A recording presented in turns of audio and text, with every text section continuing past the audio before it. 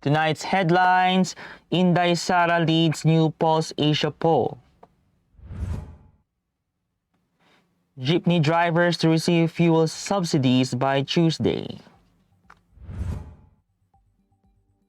Masks still needed regardless of alert level status.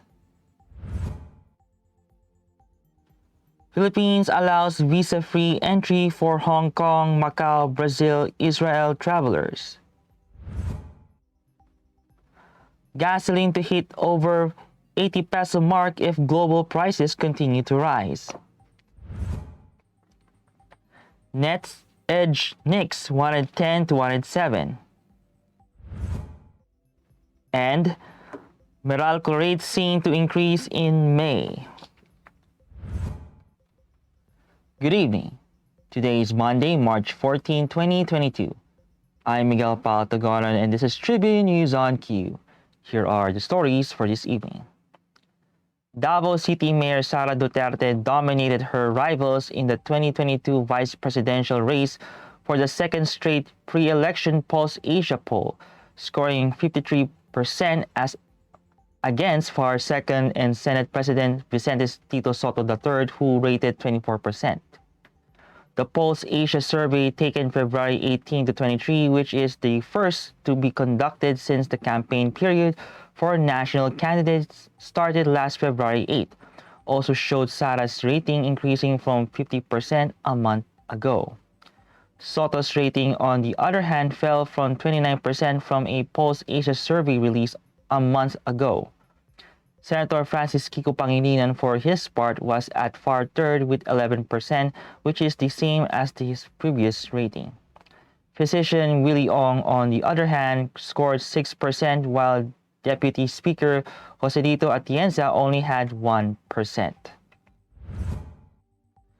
The Department of Transportation announced that jeepney drivers are set to receive their fuel subsidies within the next 2 days, but other modes of transportation, such as tricycles, will have to wait until the second quarter. DOTR Representative Jomir Pontawe said some 136,000 jeepney drivers will be able to receive the fuel subsidy through their Pantawid Pasada cards within Monday or Tuesday, March 14 or March 15, 2022.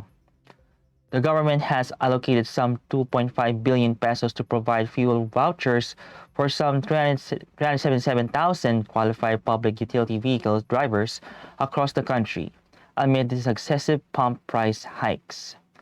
Pontawe said the DOTR over the weekend started preparations for the state-run land bank of the Philippines for the release of the subsidies, but jeepney drivers will be the first recipients as they already have their cards. The public should keep wearing face masks regardless of the COVID-19 quarantine alert level classification in the Philippines, according to Philippine College of Physicians President Dr. Maricar Limpin. The doctor stressed that mask wearing remains imperative as a number of Filipinos remain in the intensive care unit due to COVID-19. The Philippines has recorded declining number of COVID-19 cases after posting record numbers in January. A doctor last week noted that the Philippines is not yet ready for this de-escalation to alert level 0, amid the increase of mobility in air travel and low testing numbers in the country. Tribune News on Q will be back after these reminders.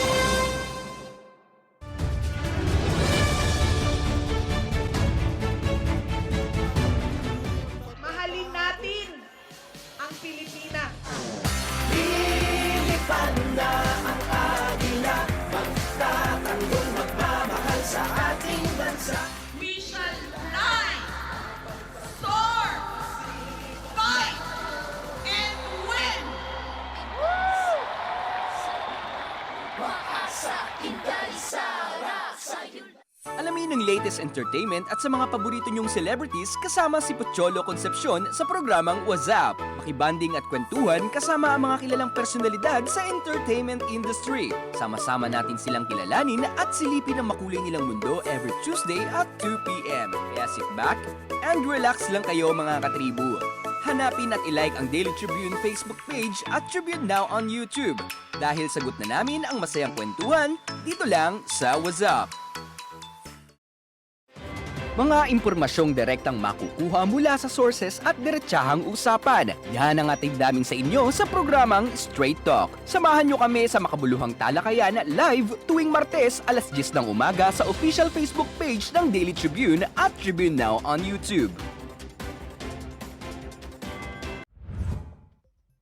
In other news, the Philippine government has allowed citizens of special administrative regions of Hong Kong, Macau, as well as Brazil and Israel to enter the country without visa amid the COVID-19 pandemic.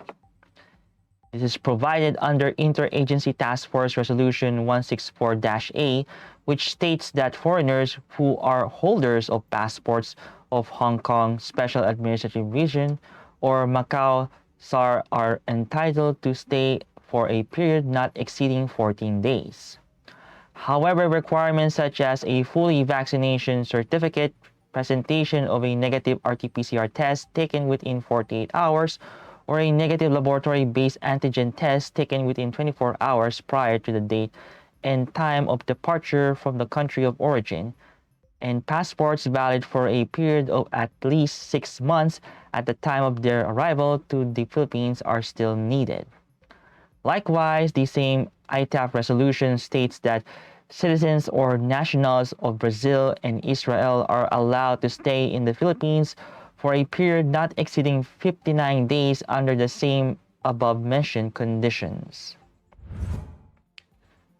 The Department of Energy warned that local pump prices per liter of gasoline could hit as high as 86.72 pesos and diesel at 81.10 pesos should global prices continue to increase.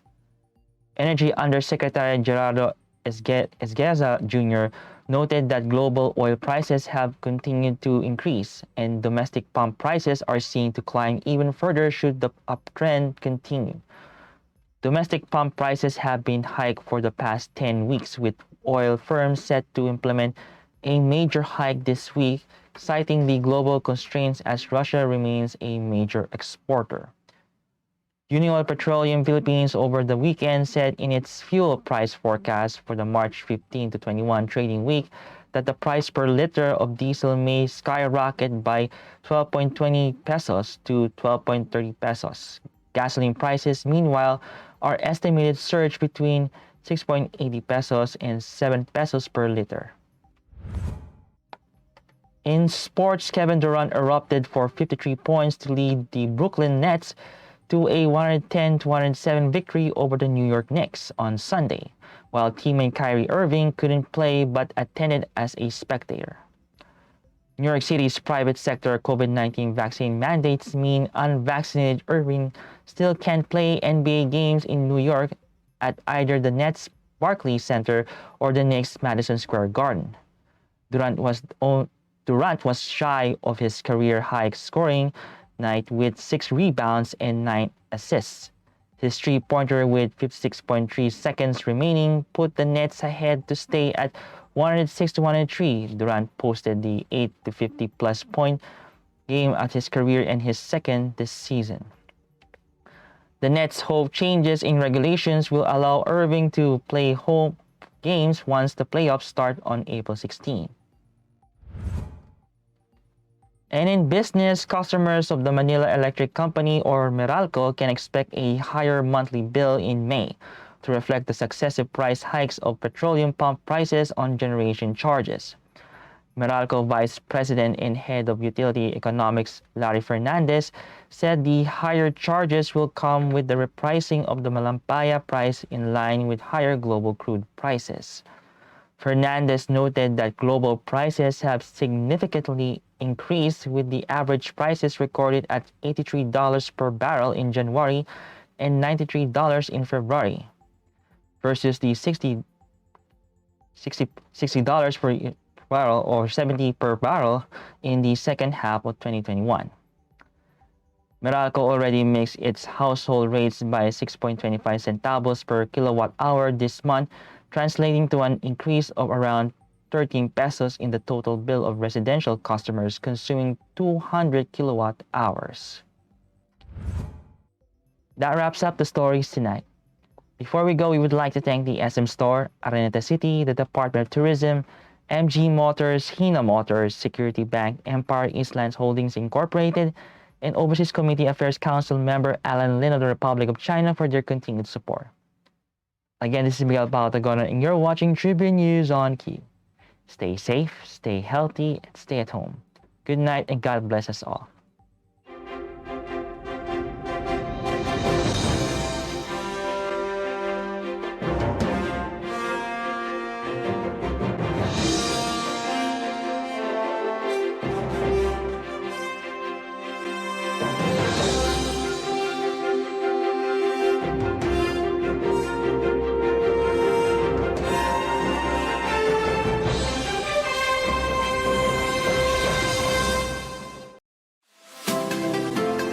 Magandang araw mga katribu! Narito na ang mga makakasama nyo tuwing umaga sa programang Gising Na. Roy Pelevelo, Atty. Lia Badillo Crisostomo, Vernon Velasco, Kim Sancha at Chirk Balagtas. Abangan ang programang Gising Na mula alas 8 hanggang alas 9 ng umaga sa Facebook page ng Daily Tribune. Ilabas na ang mainit na kape at samahan kami sa inyong pag-almusal, mga katribo. Simulan natin ang bawat umaga with good vibes sa mga informative and recreational segments ng aming programa. Maaari niyo rin ibahagi sa amin ang inyong opinion via Daily Tribune Facebook page at Tribune Now sa YouTube. Makichika na rin sa latest showbiz happenings, mga katribo. Kaya naman, magkita-kita po tayo mula Lunes hanggang Biyernes, alas 8 hanggang alas 9 ng umaga at magsama-sama po tayo sa Gising Na! This public service advisory is brought to you by Daily Tribune and 100.3 RJFM. Oh, vaccination, isolation. Gotta keep up with my nutrition. Gotta maintain my body condition. Then I can take my vaccination. What do I choose? What do I take? As long as it is not a fake. AstraZeneca, Moderna, BioNTech, even Sinovac, okay na.